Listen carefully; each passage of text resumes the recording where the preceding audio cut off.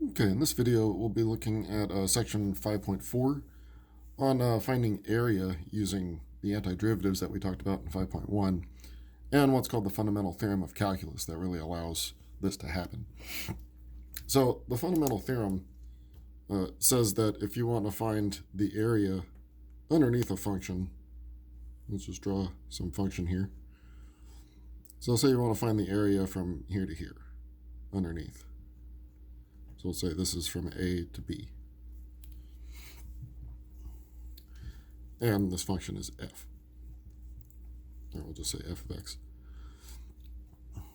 Then if we find the antiderivative, so if we call, say, capital F of x the antiderivative of f,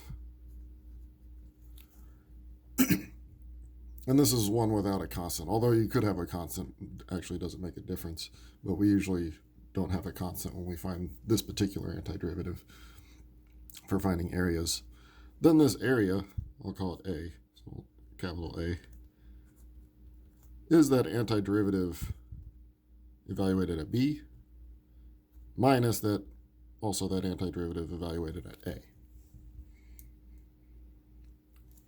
Now to put this all together, we have a special notation. We say the definite integral. So last time you saw in the title, we said antiderivatives and indefinite integrals. So indefinite integrals is just an antiderivative.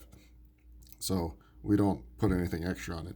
But if we want an area, we call it a definite integral, and we put bounds on it. So from A to B, we put the lower limit of the interval at the bottom, the upper limit of the interval at the top. So this is, we would just say the integral from A to B, and it's called a definite integral. And then we still put f of x, the original function. So this is equal to what we just said, f of b, capital F of b minus capital F of a. So we call that the fundamental theorem because it's kind of amazing that the area under it, because normally if we find the derivative of the function, we get the slope of a tangent line. But it turns out if we find the antiderivative, what we end up with is the area underneath of it. And some notation we use, you'll see what this means in a second. Instead of writing this, we'll write the capital F of x, and then we'll put a line and put b and a. You'll see how that becomes useful as we do these examples. So in our first example, we have function x minus x squared, so it's a parabola opening down, and it has y-intercepts 0 and 1. So we want to find what the area under this parabola is. So in other words, this shaded area here. So we would write that as the integral from 0 to 1, because we're going from 0 to 1 here. We're finding the area under it from 0 to 1. And then we put the function, so x minus x squared.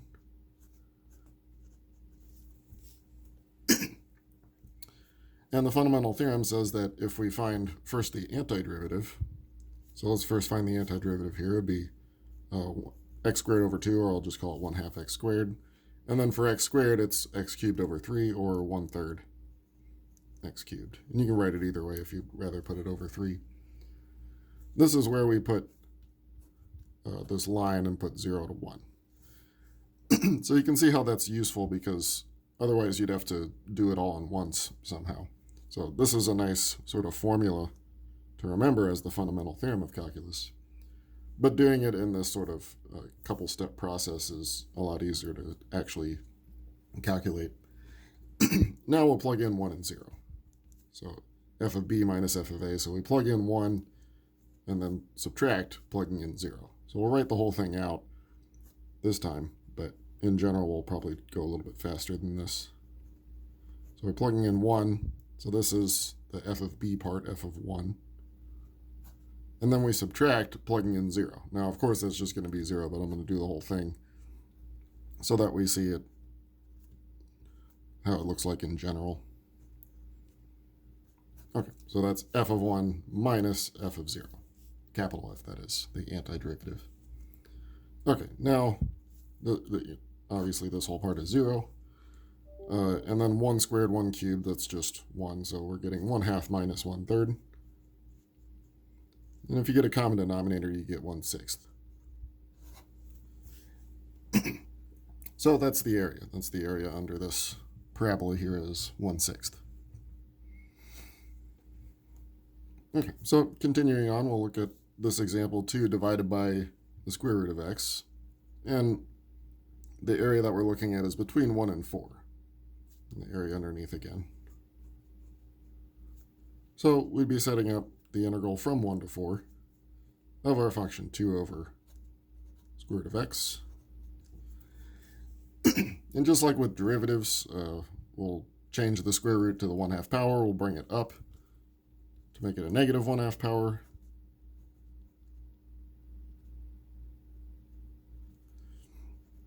That way we can use the power rule to find the antiderivative. So the antiderivative would be adding 1 to the exponent. So x to the positive 1/2. And then we have to divide by 1/2, but that's the same as multiplying by 2. So this right here, the antiderivative, the 2 is a constant multiple. And we're going from 1 to 4. So I'll put this line here again to remind us that we still have to plug in 1 and 4 and subtract. Okay, so let's do that. Or we can simplify first. This is, we'll put it here, 4 and then square root of x from 1 to 4. Okay, so I plug in 4, so I have 4 square root of 4. And I plug in 1, 4 square root of 1. So that's 4 times 2 minus 4, which is 8 minus 4. So that's, is that also 4? Yeah.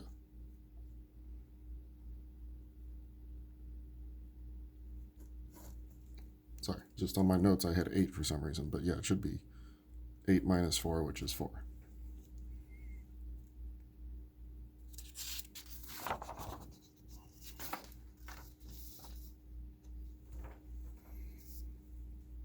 Okay. Now we're just going to evaluate some integrals.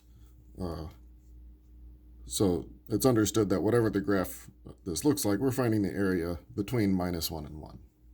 So we don't need a picture to know what's going on, and we can calculate it without that picture. But the first thing we want to do here is square it, because we don't have a chain rule that undoes itself in the, well, there is one, but we don't cover it in this class.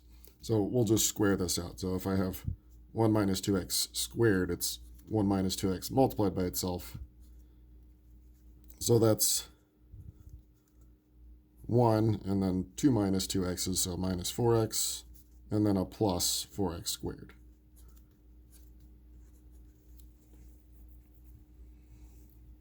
Okay, now we take the antiderivative of each term here, so we get x.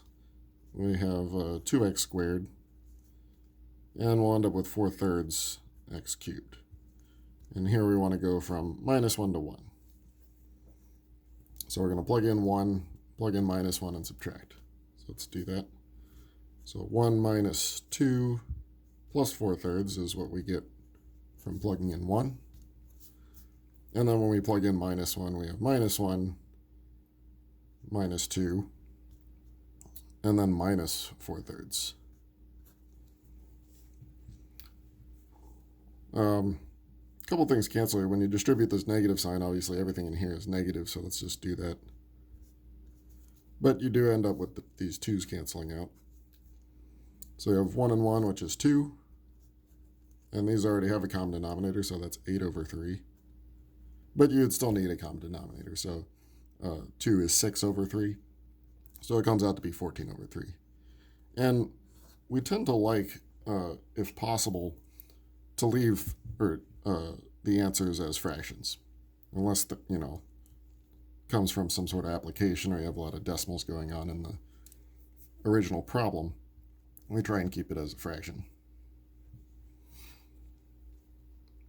Okay, and our next one, things are pretty much set up to take the antiderivative, but we'll go ahead and change that to x to the 1/2 power so that we're ready to do the power rule on each. So that'll be 6 times, and then we increase the power by 1, so 3/2, and then we divide by 3/2. Or again, last time we talked about just not doing that and just multiplying by the reciprocal, so 2/3. And then this would be 1/2 x squared. Then we have to go from 1 to 4. Let's simplify a little bit first. Here we have some canceling. So we end up with 4 x to the 3/2. So we could write that as square root of x cubed. And then plus 1/2 x squared still. And we're still going from 1 to 4. So let's first plug in the 4. So 4 is square root of 4 cubed plus 1/2 4 squared. That's plugging in 4. And then we'll plug in the 1. So 4 square root of 1 cubed plus 1/2 1 squared. And this one I did decide to do decimal just because of how large of it, like you only end up with one fraction here. Everything, these three are going to be whole numbers, but you just have a 1/2 here. So it was just a little bit nicer. So I ended up with 35.5.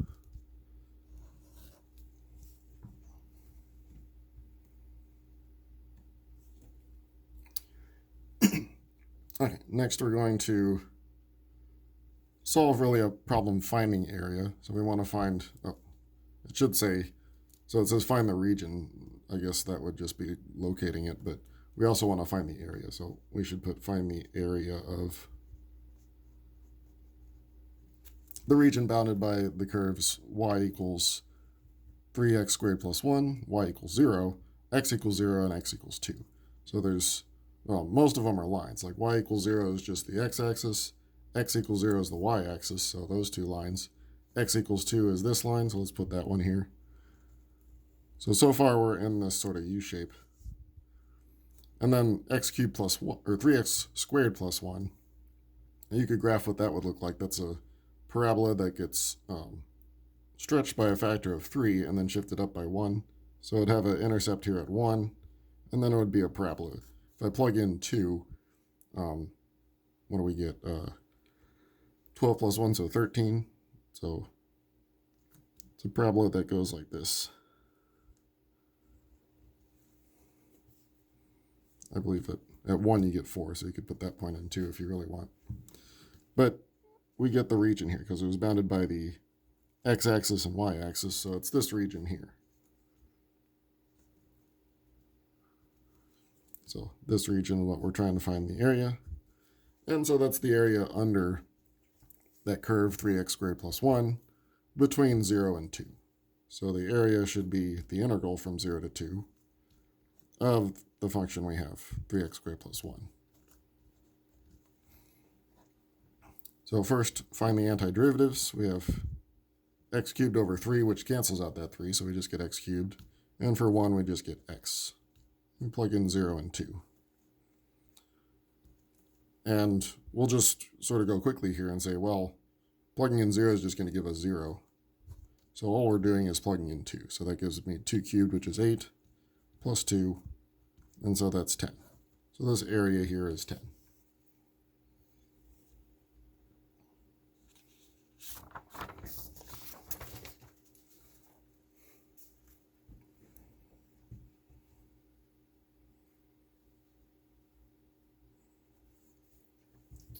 Okay, next we have kind of a statistical example here where we're trying to find an average. So you can imagine, let's just take a look at this graph. You could throw this in a graphing calculator if you'd like, but it's not necessary here. I just want to show what it looks like. So x minus 2 square root of x has a graph like this. So between 0 and 4. At 4, it's also 0. Notice if you plug in 4, you get 4 minus 2 times 2, which is also 4. So it looks like this, and it has this low point at minus 1. Again, you could figure all that out by doing regular, what we did in chapter 3, figure out what it looks like, find that minimum. So if you were to just take a sampling of points, you could say, what's the average of the y coordinates there? And then you could take more points on there as a sample. But if you wanted all of them, well, you'd have an infinite number of points to average, which is not really possible in the normal sense. You have to add up an infinite number of numbers.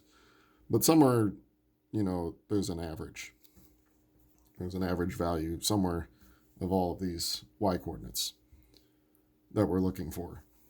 Well, in calculus, we end up finding out that if we find a rectangle here that has the same area as what we would get here, then that y-coordinate that we get here would be the average value of this function along that interval. And so the average value of a function on any interval, so let's put that as a formula here. So the average is equal to 1 over the size of the interval, which is b minus a. So in general, we're thinking of this as going from a to b. Integral from a to b of the function. So that's a formula for the average value. Why is that? Let's see how this compares to what we were just talking about here. We said we wanted a rectangle here that has the same area as we would have under here. So the area under there is the integral. So this is just that total area. And then this distance here is b minus a. So if we divide it out, we'll get this distance, which is the y-coordinate. That's going to be the average value. Okay, so let's just go ahead and use the formula. So in this case, it would be 1 over 4 minus 0, and then integral from 0 to 4 of our function. And again, we'll write this as a half power to get ourselves ready for the antiderivative. So we have 1/4.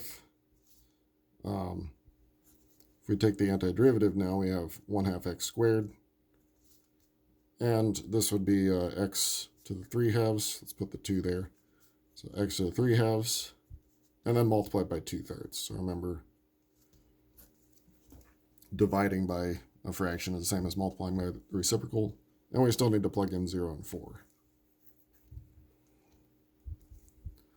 Another nice thing, like we saw in the last example, plugging in 0 is just going to give us 0, so we just need to plug in 4.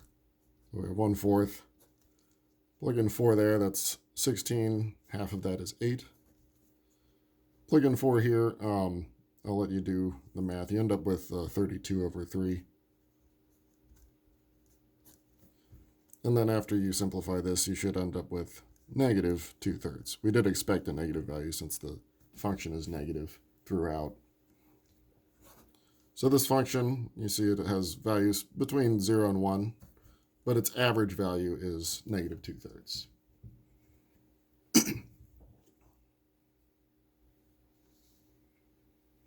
And the last thing we'll do in this section is take advantage of properties of functions, whether they're even or odd. So remember what that means. An even function means it's symmetric about the y-axis. An odd function means it's symmetric about the origin. But we call them even and odd because even functions as polynomials have only even powers of x, and odd functions as polynomials only have odd powers of x. So this guy's even, and this one's going to be odd. But what does that mean in terms of areas? If we have an even function, let's just draw some function symmetric about the y-axis. Then if I look at this area, then this area and this area should be the same because it's symmetric.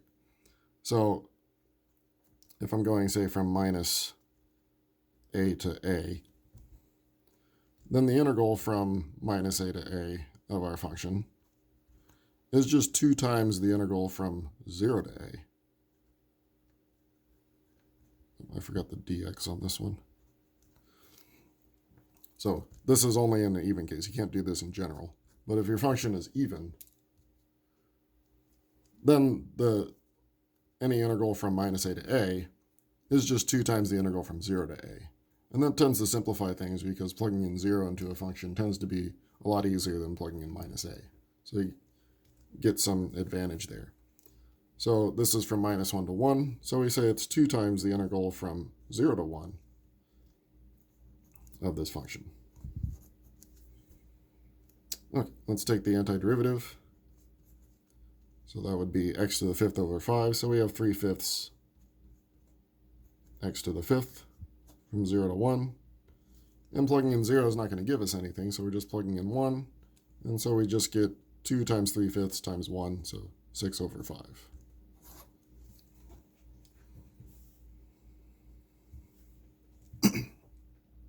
Now odd is even nicer. What happens in an odd case? Symmetric about the origin. So let's take an example there. I'll just do a cube root function as an example. So here's an example of an odd function. So if I again do from minus a to a and look at this area, one thing we haven't mentioned yet is that normally when we find an area, or when we do the integral, like if we're doing the integral from 0 to a here, it would just be this area under. But it's specifically finding the area above the x-axis. So like in this example, we got a negative number because this area we're thinking of as a negative area. So integrals, well, count area above the x-axis as being positive, but any area below the x-axis is being counted as negative. So that means an odd function, this area is the same as this area, but the integral is counting this area as positive and this area as negative, so they cancel each other out. So if you're doing an integral from minus a to a, in this case minus 2 to 2, of an odd function, then you just get 0. So that's really nice. Even functions we get to simplify, but odd functions just going to be 0. Okay, so that's it for this section. Next section we'll be looking at more examples with areas, a little bit more complicated examples.